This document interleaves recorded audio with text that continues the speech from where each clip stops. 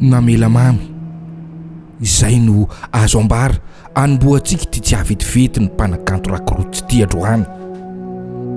Mpanakanto mivoy ny gadona vahiny lehilahy nefa kosa tsy misy izay tsy miaiky ny akanton'ny asa sorany ao anatin'ny hirany.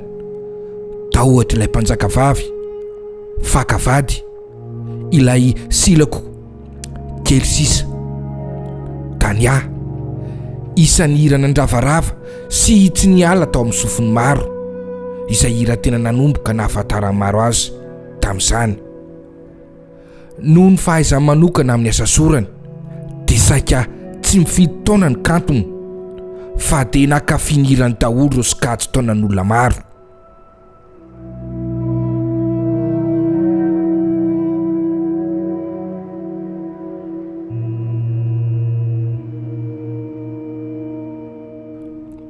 Marina fa mbola tanora izy kanefa raha ireo tononkirana dia toy ny efa nitety vanim-potoana maro izy tamin'izany, indrindra amin'ny fomba fanoratana.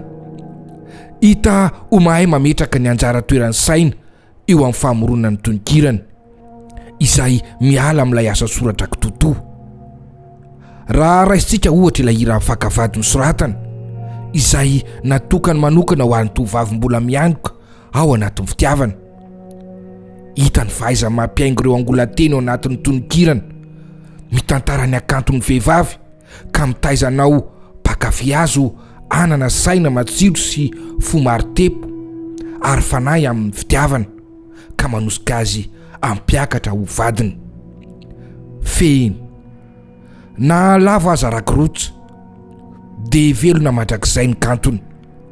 Lasa namela mamy anefa izy ary nametraka ny kantony olo vain'ny taranaka sy ny faramandimby ka mendrika isaorana no ireo lovana apetrany ho antsika, indrindra ireo hirana baby fo amam-panahy ka nitaizantsika ho tia mandrakariva.